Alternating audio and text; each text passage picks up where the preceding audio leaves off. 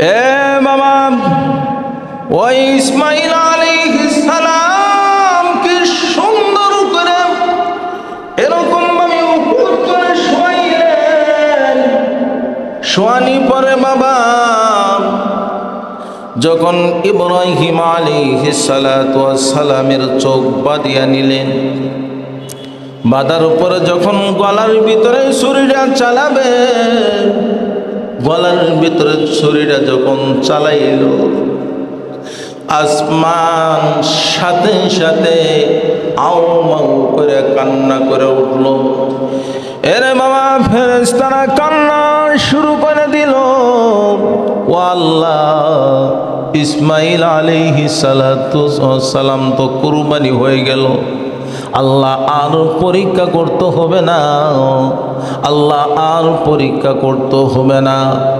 এরে বাবা, আসমান কান্দে, এ বাবা জমিন কান্দে রে বাবা, ওই ফেরেশতারা কান্দে। যখন ছুরিটা চালাইতেছেন, ছুরি কাটে না, আল্লাহর সাথে সাথে ওই ছুরিকে আল্লাহ নিষেধ করে দিলেন। এই ছুরি ইসমাইল আলাইহিস সালামকে একটা পশম কাটার তোর অনুমতি আমি দিলাম না। যেন ইব্রাহিম আলাইহিস সালাতু ওয়াস সালাম তিনার দুইজন স্ত্রী ছিল, দুইজন বিবি ছিল। দুইজন বিবির থাকা অবস্থায় একজন বিবির গর্ভে আল্লাহ সন্তান দান করছিলেন, যে সন্তানের নাম রাইখে দিয়েছেন ইসমাইল আলাইহিস সালাতু ওয়াস সালাম। যে গত সপ্তাহ আলোচনা হয়েছে, তারপর থেকে আলোচনা করব ইনশাআল্লাহ। ইসমাইল আলাইহিস সালাতু ওয়াস সালামের বয়স যখন 6 মাসের শিশু, তখন আল্লাহ ইব্রাহিম আলাইহিস সালাতু ওয়াস সালামকে আল্লাহ ওয়ার্ডার করলেন, যেন তোমার বিবিকে এবং তোমার সন্তানকে দিয়ে বনবাসে দিয়ে আসো। সকালবেলা ওইটা কিছু খুরমা কিছু পানি নিয়ে ওটার উপরে আরোহণ করে বলতেছে, ওনার বিবিকে বলতেছেন, আর ইসমাইল আলাইহিস সালামকে নিয়ে উঠো, বনবাসে যাইতে হবে। যে জায়গার ভিতরে বনবাসে দিয়ে আসলেন, আর কিছু পানি দিলেন, কিছু খুরমা দিলেন। দেওয়ার পরে ইব্রাহিম আলাইহিস সালাতু ওয়াস সালাম ওইখান থেকে যখন চলে আসতেছেন, তখন বিবি হাজেরা বলছেন, ও আল্লাহর খলিল, আপনি যেন আমাকে এখানে রাইখা চলে যাচ্ছেন, এটা আপনার আদেশ নাকি এটা মহান আল্লাহ রব্বুল আলামিন আদেশ করছেন? এটা আমার আদেশ না, এটা মহান আল্লাহ রব্বুল আলামিন আদেশ করছেন। বিবি হাজেরা বলতেছেন, আপনি আমাকে যে খুরমা পানি দিয়ে গেলেন, এই পানি তো বেশি দিন টিকবে না, 2-1 দিন টিকবে। তো আমরা তো এই জায়গার ভিতরে কোনো পানির ব্যবস্থা নাই, যে মরুভূমির ময়দানে আপনি রাইখা চলে গেলেন, এই 40 মাইলের ভিতরে কোনো বাড়িঘর নাই। 40 মাইলের ভিতরে কোনো বাড়িঘর ছিল না। ওইখানে রাইখা ইব্রাহিম আলাইহিস সালাতু ওয়াস সালাম যখন চলে গেলেন, দীর্ঘদিন পরে আল্লাহ ওয়ার্ডার করলেন। দীর্ঘদিন পরে আল্লাহ বললেন, ইব্রাহিম আলাইহিস সালাতু ওয়াস সালাম, যাও তোমার সন্তানের কাছে তুমি চলে যাও। মামা, ইব্রাহিম আলাইহিস সালাতু ওয়াস সালাম আল্লাহ যখন ওয়ার্ডার করলেন, ওয়াটার করার পরে যখন ইব্রাহিম আলাইহিস সালাতু ওয়াস সালাম যখন মক্কা নগরের দিকে যাইতেছেন, যাওয়ার পরে ওই মক্কা নগরের ভিতরে যে জায়গার ভিতরে ইসমাইল আলাইহিস সালাতু ওয়াস সালামকে রাইখা চলে গেছেন ইব্রাহিম খলিল, ওই জায়গার ভিতরে দেখে বাড়িঘর। ইব্রাহিম আলাইহিস সালাতু ওয়াস সালাম বলে, এই জায়গার ভিতরে তো কোনো বাড়িঘর ছিল না, এত বাড়িঘর কেমন করে হলো? আর ইব্রাহিম আলাইহিস সালাতু ওয়াস সালাম মানুষদেরকে জিজ্ঞাসা করতেছেন, আমার সন্তান ইসমাইল আলাইহিস সালাতু ওয়াস সালামকে চিনো নাকি? তার গড় কোনটা? বিবি হাজারার গড়টা কোনটা তোমরা জানো নাকি? ওই পাশে বাড়ির মানুষে বলতেছেন ওই যে ওই গড়টা হলো বিবি হাজারার গড়। ইব্রাহিম খলিলুল্লাহ ওই জায়গার ভিতরে যাওয়ার পরে যখন ঘরের বাইরে থেকে যখন ডাক দিলেন ইসমাইল, ইসমাইল বলে যখন ডাক মারলেন, আর বিবি হাজারার কোলে ইসমাইল আলাইহিস সালাম ছিল। ইসমাইল আলাইহিস সালামকে ডাক দেওয়ার সাথে সাথে দরজার সামনে যখন চলে গেলেন, যাওয়ার পরে দেখে একজন মানুষের মাথার ভিতরে পাগড়ি পরিধান করানো, এরকম লম্বা জামা পরিধান করানো, ওরকম জামা বিবি হাজারার ঘরের ভিতরে একটা জামা ছিল, ওরকমই জামা। ওই জামাটা বিবি হাজারা ওই জামাটা এরকম ভাবে চুম্বন করে নাকের ভিতরে নিয়ে ঘ্রাণ নিত। ইসমাইল আলাইহিস সালাতু ওয়াস সালাম ওই বিবি হাজারাকে বলে, মা এই যে একটা জামা, এই জামার ঘ্রাণটা তুমি নাকের ভিতরে নাও, এটা কার জামা গো? বিবি হাজারা বলে, বাবা গো, এটা আল্লাহর খলিল ইব্রাহিম আলাইহিস সালাতু ওয়াস সালামের জামা, পাঞ্জাবি। ও মা, তুমি নাকের ভিতরে নিয়া এইভাবে ঘ্রাণ নাও আর চুমু খাও, কি কারণে? ওই জামা থেকে গো আমি যখন নাকের ভিতরে নেই সুগন্ধি বাহির হয়ে আসে। সুবহানাল্লাহ।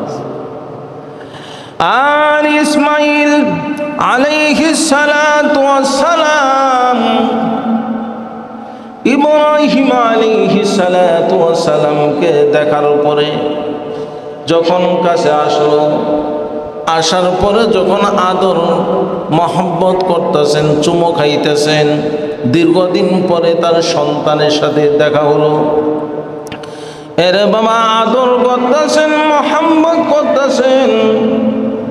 এরকম মহব্বত করার কারণে ফেরেশতারা বলে, আল্লাহ ইব্রাহিম আলাইহিস সালাতু ওয়াস সালাম ইসমাইল আলাইহিস সালামকে মহব্বত করে তোমার থেকে বেশি। আল্লাহ বলে, না না, ইব্রাহিম খলিল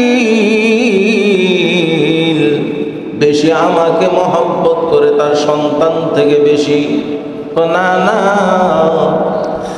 ইসমাইল আলাইহিস সালামকে বেশি ভালোবাসে, মহব্বত করে।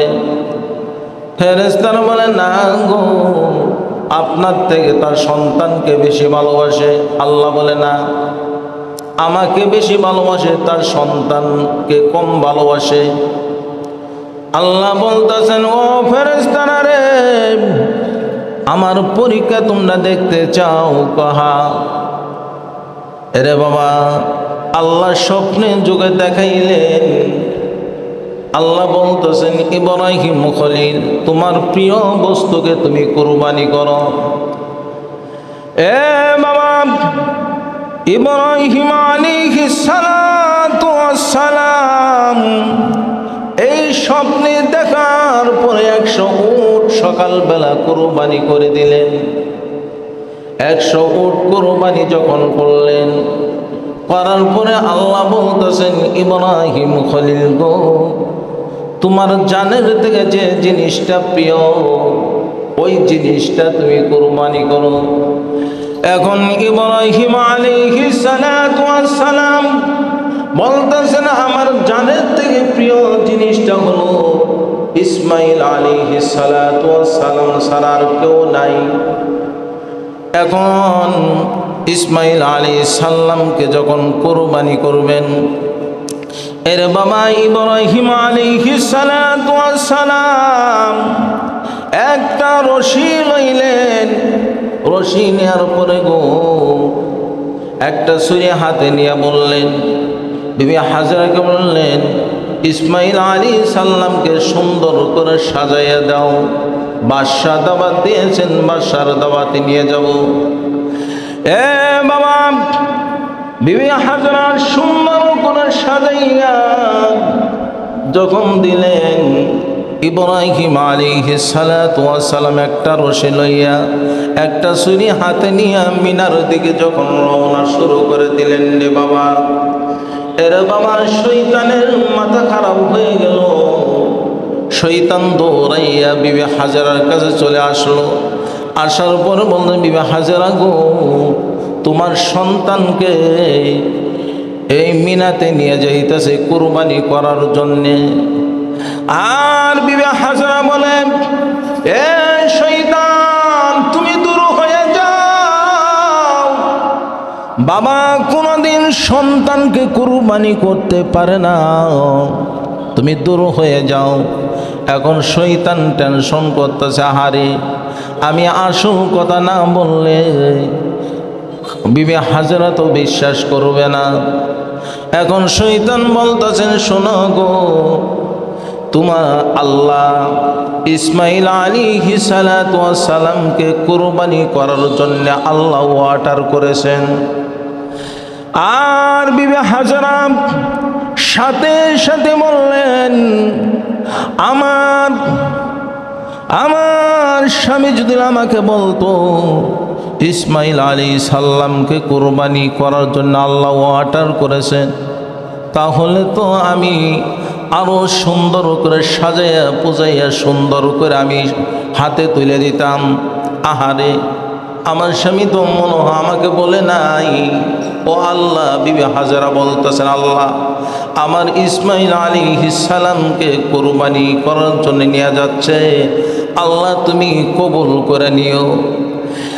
আর শয়তান এই কথা শুনে ওই ইসমাইল আলাইহিস সালামের পিছনে যে ধোঁকাবাজি দিতেছেন, ইসমাইল গো এখনো পিছনের দিকে দৌড়াও, তোমার বাবা তোমাকে কুরবানি করার জন্য নিয়ে যাচ্ছে, পিছনের দিকে দৌড়াও।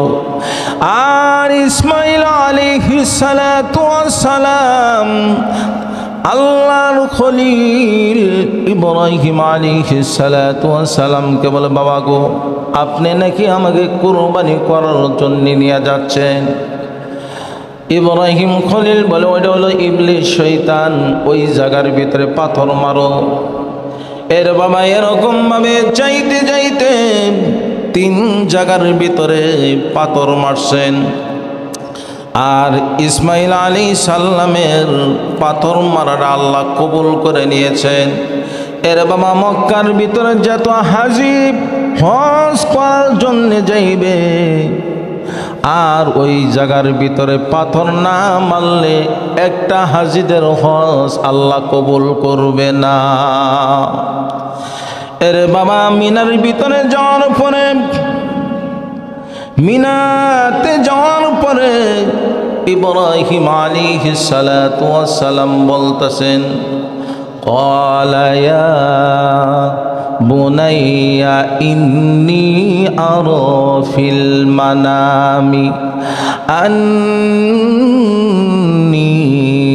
আযবাহুকা ফানজুর মাযা তারা। قال يا أبت افعل ما تؤمر ستجدني إن شاء الله من الصابرين। ইব্রাহিম আলাইহিস সালাতু ওয়াস সালাম বলতেছেন, ও বাবা, আমি স্বপ্নে দেখি তোমাকে জবাহ করতেছি, কুরবানি করতেছি। আর ইসমাইল আলাইহিস সালাতু ওয়াস সালাম বললেন, ও বাবা, নবীদের স্বপ্ন হলো ওহী, নবীদের স্বপ্ন হলো ওহী। বাবা আমি প্রস্তুত আছি, قال يا أبت افعل ما تؤمر ستجدني إن شاء الله من الصابرين বাবা আমি প্রস্তুত আছি বাবা ইসমাঈল আলাইহিস সালাতু ওয়াস সালাম তার বাবাকে বলে ও বাবা আপনার ছুরিটা সুন্দর করে ধারালো করে নেন আর আপনি আমার হাত পা সুন্দর করে এইভাবে বাঁধিয়ে নিন ও বাবা আর আমাকে চিৎ করে শোয়াবেন না আমার উপর করে সুন্দর করে শোয়াবেন কেন বাবা গো আপনি যখন আমার গলার ভিতরে ছুরিটা চালাবেন আমার চেহারা দেখলে আপনার গায়ের ভিতরে শক্তি দুর্বল হয়ে যাবেন আর আপনার চোখটা সুন্দর করে বাঁধিয়ে নেন বাঁধার পরে আমাকে সুন্দর করে শোয়া উপর করে শোয়া আমার গলার ভিতর আপনি ছুরিটা চালান ছুরিটা সুন্দর করে আপনি ধারালো করে নিন বাবা ওই ইসমাঈল আলাইহিস সালাম কি সুন্দর করে এরকম ভাবে উপর করে শোয়াইলেন শোয়ানি পরে বাবা যখন ইব্রাহিম আলাইহিস সালাতু ওয়াস সালামের চোখ বাঁধিয়া নিলেন বাঁধার উপরে যখন গলার ভিতরে ছুরিটা চালাবে গলার ভিতরে ছুরিটা যখন চালাইল আসমান সাথে সাথে আউ মাউ করে কান্না করে উঠল এরে বাবা ফেরেশতারা কান্না শুরু করে দিল ও আল্লাহ ইসমাঈল আলাইহিস সালাতু ওয়াস সালাম তো কুরবানি হয়ে গেল আল্লাহ আর পরীক্ষা করতে হবে না আল্লাহ আর পরীক্ষা করতে হবে না এরে বাবা আসমান কান্দে এ বাবা জমিন কান্দে রে বাবা ওই ফেরেশতারা কান্দে যখন ছুরিটা চালাইতেছেন ছুরি কাটে না আল্লাহর সাথে সাথে ওই ছুরিকে আল্লাহ নিষেধ করে দিলেন এই ছুরি ইসমাঈল আলাইহিস সালামকে একটা পশম কাটার তোর অনুমতি আমি দিলাম না বাবা ছুরিটা যখন এইভাবে সুন্দর করে চালাইতেছেন গলার ভিতরে চালানো করে ছুরি কাটে না ইব্রাহিম আলাইহিস সালাতু ওয়াস সালাম ছুরিটা এইভাবে পাথরের উপরে যখন আঘাত করলেন আঘাত করার সাথে সাথে বাবা পাথর দুই টুকরা হয়ে গেল পাহাড়ে কেন গলা কাটে না পাথর তো দুই টুকরা হয়ে গেল আবার এই সুন্দর করে শোয়াইয়া যখন গলার ভিতরে ছুরিটা বাবা চালাইতেছেন রে বাবা বাবা গলার ভিতরে যখন ছুরিটা চালাইতেছেন রে বাবা আল্লাহ বলে ও জিবরাইল যা জান্নাত থেকে একটা দুম্বা নিয়ে যা জান্নাত থেকে একটা দুম্বা লইয়া ইসমাঈল আলাইহিস সালামকে সরাইয়া ওই দুম্বাটা ইসমাঈল আলাইহিস সালামকে সরাইয়া সুন্দর করে দুম্বাটা ওইখানে শোয়া দাও বাবা ওই জিবরাইল আলাইহিস সালাতু ওয়াস সালাম জান্নাত থেকে দুম্বা লইয়া ইসমাঈল আলাইহিস সালামকে সরাইয়া দুম্বাটা শোয়া দিলেন ইব্রাহিম খলিলুল্লাহ যখন এইভাবে ছুরিটা চালাইতেছেন রে বাবা চালাইতে চালাইতে যখন জান্নাতের দুম্বার ভিতরে ছুরির ভিতরে গলার ভিতরে যখন এইভাবে দাঁড়ালো ছুরি যখন কেটে গেল।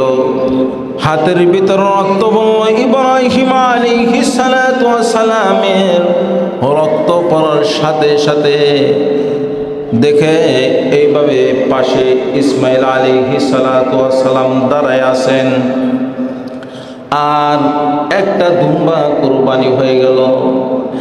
আর ইব্রাহিম আলাইহিস সালাতু ওয়াস সালাম ইসমাইল আলাইহিস সালাতু ওয়াস সালামকে বলতেছেন, বাবা গো আবারই শুয়ে পড়ো, তোমাকে কুরবানি করতে হবে। এটা কই থেকে দুম্বা এসে কুরবানি হয়ে গেল? আল্লাহ বলতেছেন, ফেরেশতারা সাথে সাথে বলছেন আল্লাহু আকবার, আল্লাহু আকবার। জিবরাইল বলছেন আল্লাহু আকবার, আল্লাহু আকবার।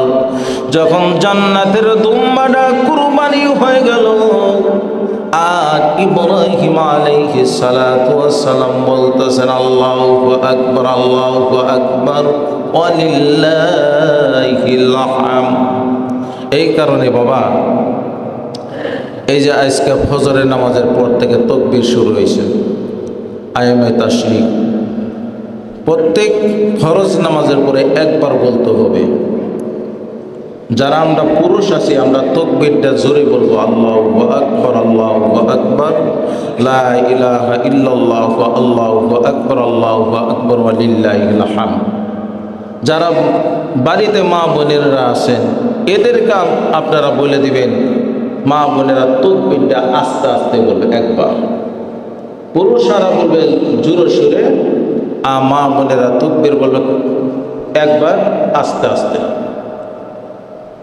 এই তাকবীরটা 9 জিলহজ থেকে 13 জিলহজের আসর পর্যন্ত আমাদের তাকবীর বলতে হবে। আল্লাহ এই তাকবীর সকলকে বলার তৌফিক দান করুন, সকল বলে আমিন। হজের মৌসুম, অনেক মানুষ গেছেন মক্কা নগরে। এই যে আমি কুরবানি করতেছি, এই কুরবানি ইসমাইল আলাইহিস সালাতু ওয়াস সালামের ইতিহাস আমরা শুনলাম। এই কুরবানি আমার জন্য কবুল হবে কিভাবে? আমরা 5 জনে 7 জনে যেন আমরা কুরবানি শরীক হয়ে কুরবানি দিই। 7 জনের ভিতরে 1 জনের টাকা যদি সুদারু টাকা থাকে, হারাম টাকা থাকে, 7 জনের টাকা, 7 জনের কুরবানি বাতিল। 7 জনের কুরবানি বাতিল। হারাম টাকা দিয়ে কুরবানি দিলে কুরবানি কবুল হবে না। আল্লাহ আমরা কুরবানি করি, আল্লাহ গোশত নেয় না, রক্ত নেয় না। আল্লাহ থেকে বান্দার অন্তর ভিতরে তাকওয়া, বান্দার অন্তরের ভিতরে তাকওয়া কতটুকু, এই তাকওয়াটা বান্দাকে আল্লাহ দেখে। এই কারণে বাবা হালাল ইনকাম দিয়ে আমরা কি করব? কুরবানি দেব। এক লোকে গেছে মক্কা নগরে হজ করার জন্য। মনে করি আমরা মক্কা নগরে হজ করলে হাজী সাহেব আসছেন, উনি জান্নাতি, আমরা তো ধারণা করি, ঠিক না? নবী রওজা জিয়ারত করছেন, মক্কার কাবা ঘর তওয়াফ করছেন, সব গুনাহ মাফ। এ বাবা, একসাথে কাফেলা গেছেন মক্কা নগরীর ভিতরে, ওই জায়গার ভিতরে এক হাজী মৃত্যুবরণ করছেন, এখন তো দাফন করতে হবে। ওনারা সাথী আছে, দাফন করবে, এখন কবর খনন করবে, কোদাল নাই। এক বাড়ির থেকে এক মহিলা কোদাল দিয়ে কাজ করতেছেন, ওইখান থেকে কোদাল নিয়ে আসছেন। মা আমাকে কোদালটা দিন, আমি কবর খনন করবো, আমাদের হাজী সাহেব মৃত্যুবরণ করছেন, মাটি দেওয়ার পরে আপনার কোদালটা আমি পৌঁছাই দিব। মহিলা বলতেছে আমি ওই জায়গা থেকে কোদাল নিয়ে আসতে পারবো না, আমার বাড়িতে আপনি দিয়ে যাইতে হবে। আচ্ছা ঠিক আছে।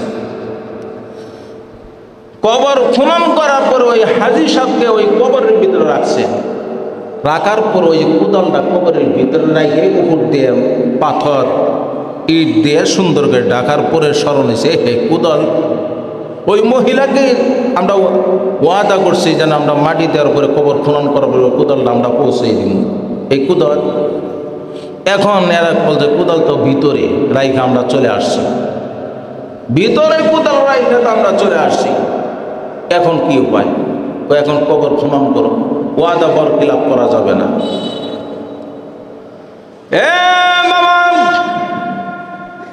ওই হাজী করলেন। কবরটা খনন করার সাথে সাথে বাবা শিকল দেয়া কোদালের সাথে ওই হাজী সাহেবকে এরকম ভাবে বাঁধার পরে যখন জাহান্নামের শাস্তি শুরু হচ্ছে, এ বাবা এরকম শাস্তি ওই জাহান্নামের ভিতরে গুরু জমাত আছে। এই অবস্থা দেখে সুন্দর করে আবার কবরটা ডাইকা দিল। ডাকার উপরে যখন ওই হাজী সাহেবদের কাফেলা যখন বাড়িতে আসলো, আসার পরে ওই হাজী সাহেবের বিবিকে জিজ্ঞাসা করলো, বিবি গো, তুমি তো তোমার স্বামী তো মক্কা নগর হজ করার জন্য যাওয়ার পরে মৃত্যুবরণ করছেন, আমরা দাফন করলাম, আপনার স্বামীর কবরের ভিতরে এরকম আযাব, আপনার স্বামী কি ইনকাম করত, কি গুনাহ করছেন?